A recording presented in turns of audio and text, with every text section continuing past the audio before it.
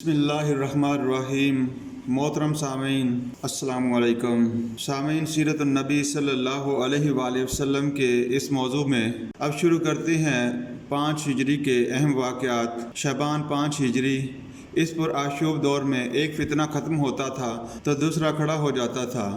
آپ صلی اللہ علیہ وآلہ وسلم اب اصلاحی، تعمیری، تعلیمی اور تربیتی سرگرمیوں میں مشغول ہوئے تھے کہ بنو المصدق کی طرف سے بغاوت کی خبریں آنے لگیں۔ پھر حضرت زید بن خصیب رضی اللہ تعالی عنہ کے ذریعے سے اس بات کی تصدیق ہوئی کہ واقعی وہ لوگ مدینے پر حملے کی تیاری کر رہے ہیں۔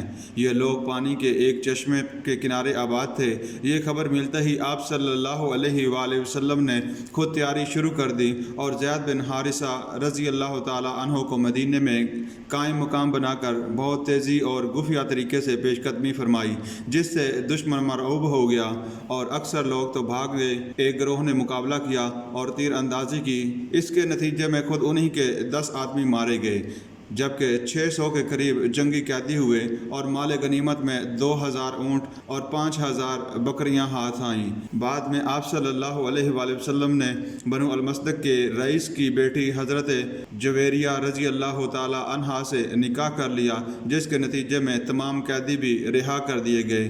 یہ ایک معمولی لڑائی تھی، لیکن بعض ایسے واقعات ہوئے جن کی وجہ سے اسے خاص طور پر یاد رکھا جاتا ہے۔ اس جنگ کا ایک واقعہ یہ ہے کہ غنیمت کے لالچ میں بہت سے منافقین بھی فوج میں شامل ہو گئے۔ یہ لوگ ہر وقت فساد پھیلانے کی فکر میں رہتے تھے۔ ایک دن چشمے سے پانی لینے پر ایک مہاجر اور انصاری میں جھگڑا پیدا ہو گیا۔ انصاری نے عرب کے قدیم طریقے پر انصار کو مدد کے لیے پکارا، جس کے جواب میں مہاجر نے اپنے باقی مہاجر بھائیوں کو نعرہ لگا کر خبر دی۔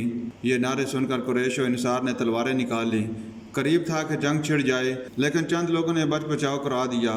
عبداللہ بن ابی، جو منافقین کا سردار تھا، اسے موقع ہاتھ آ گیا۔ اس نے انصار سے مخاطب ہو کر کہا کہ تم نے خود یہ مصیبت مول لی ہے۔ مہاجرین کو تم نے اتنا دیا کہ اب وہ تم سے برابر کا مقابلہ کرتے ہیں۔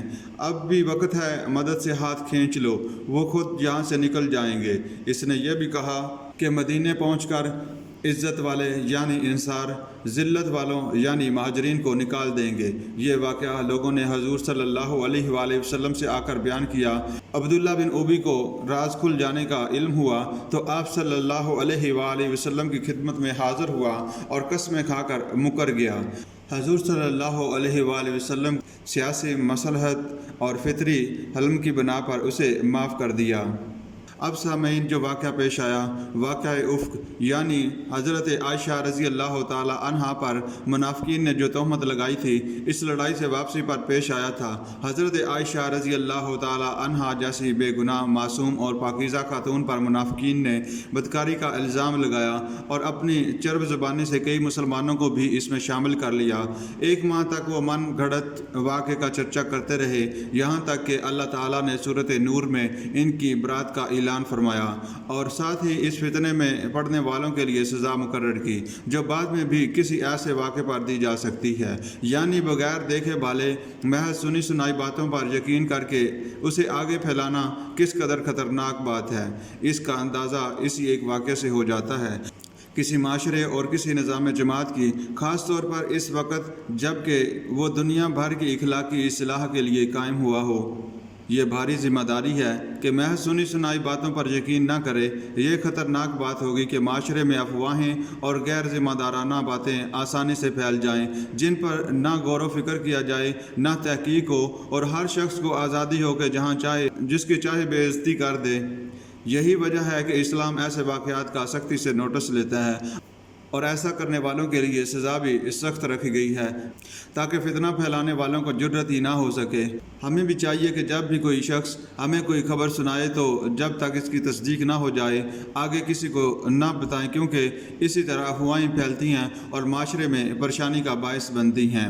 ذی القعدہ 5 ہجری، احد کے میدان میں قریش نے مسلمانوں کو بہت نقصان پہنچایا تھا۔ وہ کہتے تھے کہ ہم نے بدر کی شکست کا بدلہ لے لیا ہے، لیکن پھر بھی وہ جانتے تھے کہ اسلام مدینہ میں اب بھی ترقی کر رہا ہے اور ان کا اصل مقصد یعنی اسلام کی اشاعت کو روکنا پورا نہیں ہوا۔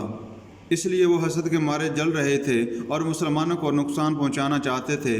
دوسری بڑی وجہ یہ تھی کہ مسلمانوں کا اثر و رسوخ مدینہ سے نکل کر دور دور تک پھیل گیا تھا، جس کی وجہ سے شام، مصر اور عراق جانے والے تجارتی راستوں میں ان کا اختیار تھا اور قریش کو بہت مالی نقصان بھی اٹھانا پڑتا تھا۔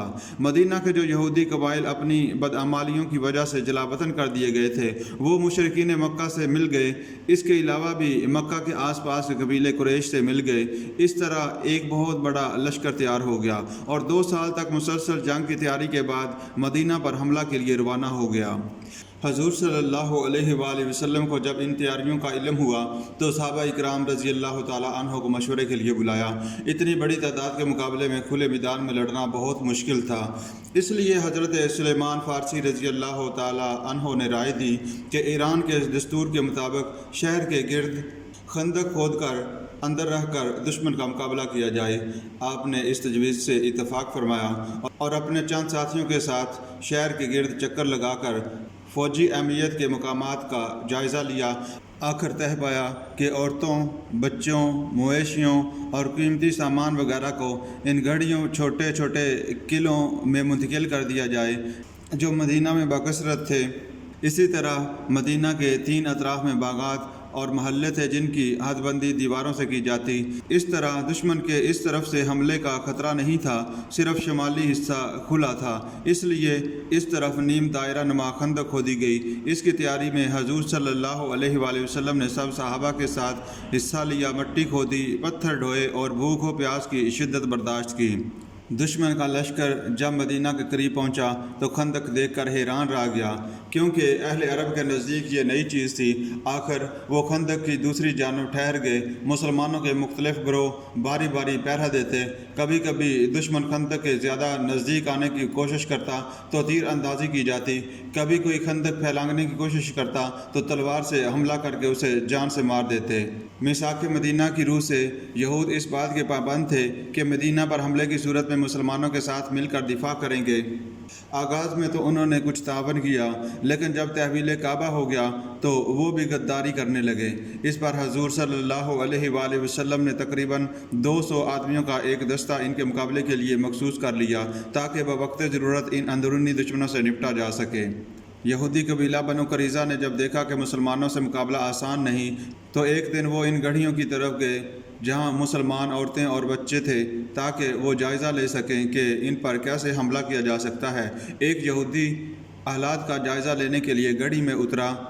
اتفاق سے حضور صلی اللہ علیہ وآلہ وسلم کی پھوپھی حضرت صفیہ رضی اللہ تعالیٰ عنہا نے اسے دیکھ لیا۔ انہوں نے ایک لکڑی اٹھا کر اس کے سر پر دے ماری جس سے وہ وہیں مر گیا۔ آپ رضی اللہ تعالیٰ عنہا نے اس کا سر کاٹ کر باہر پھینک دیا، جس سے یہودی خوف زدہ ہوئے، شاید یہاں بھی کچھ فوج موجود ہے۔ اس طرح وہ گڑھیوں میں حملہ کرنے سے باز رہے۔ دشمن سے جان چھڑانے کی ایک صورت یہ تھی کہ اس کے مختلف گروہوں کو آپس میں بدگمان کر دیا جائے۔ اس حکمت عملی پر عمل کیا گیا۔ نعیم بن مسعود قبیلہ غطفان کے سردار تھے اور اسلام قبول کر چکے تھے، لیکن اس بات کا ابھی کسی کو علم نہیں تھا۔ انہوں نے بنو قریظہ سے کہا کہ قریش کی فتح یقینی نہیں، اگر تم نے ان کا ساتھ دیا اور اسی دوران وہ محاصرہ اٹھا کر چلے گئے تو تم تنہا مسلمانوں کا مقابلہ نہ کر سکو گے، اس لیے ضمانت کے طور پر ان کے کچھ آدمیوں کو طلب کر لو۔ دوسری طرف قریش تک یہ بات پہنچائی کہ بنو قریظہ مسلمانوں سے ملے ہوئے ہیں اور کسی بہانے تمہارے سرداروں کو بلا کر مسلمانوں کے حوالے کرنا چاہتے ہیں۔ اب بنو قریظہ نے جب کچھ سردار بطور ضمانت طلب کیے تو انہیں نعیم بن مسعود کی بات سچ لگی۔ اسی طرح بے اعتمادی کی فضا قائم ہو گئی۔ اسی طرح انہی دنوں بہت زور کی آندھی آئی، سردی کی شدت میں اضافہ ہوا اور بنو غطفان اپنے گھروں کو چلے گئے۔ قریش کے پاس سامان رست کم ہو رہا تھا۔ ان میں مختلف قبیلوں کے لوگ تھے جن کی آپس میں دشمنیاں تھیں۔ محاصرے کی طوالت سے وہ پھر سر اٹھا رہی تھیں۔ فتح کے امکانات بہت کم تھے۔ آخر 1 مہینے کے بعد بددل ہو کر قریش بھی واپس مکہ چلے گئے۔ اس جنگ میں مسلمانوں نے سامان جنگ اور خوراک کی کمی کے باوجود ثابت قدمی کا مظاہرہ کیا، جس کے نتیجے میں دشمن کی فوج میں پھوٹ پڑ گئی۔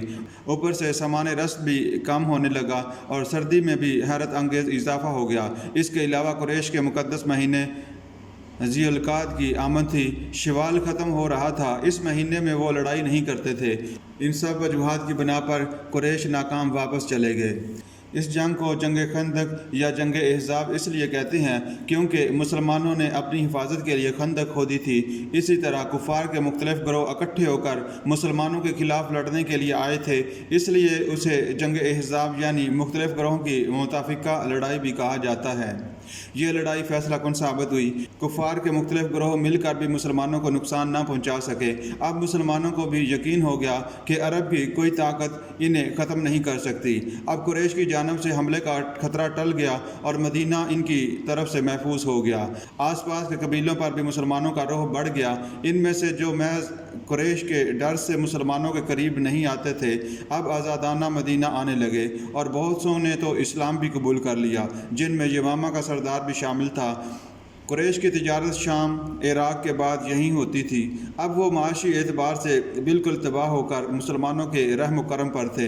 اس جنگ میں بدعہدی کے نتیجے میں یہود کے قبیلے بنو قریظہ سے مسلمانوں کی لڑائی ہوئی اور ان کا خاتمہ ہو گیا۔ یہود کے 2 قبیلے پہلے ہی جلا وطن کر دیے گئے تھے۔ اس طرح پورا مدینہ یہود سے پاک ہو گیا۔ رسول پاک صلی اللہ علیہ وآلہ وسلم نے مدینہ آتے ہی یہود کے ساتھ معاہدہ امن کیا تھا، لیکن انہوں نے خود ہی اس معاہدہ کو توڑ ڈالا۔ اس معاہدے کی خلاف ورزی میں ان کے 2 قبیلے بنو قنیقہ اور بنو نذیر جلا وطن کر دیے گئے۔ جنگ احزاب میں انہوں نے بھی حصہ لیا تھا۔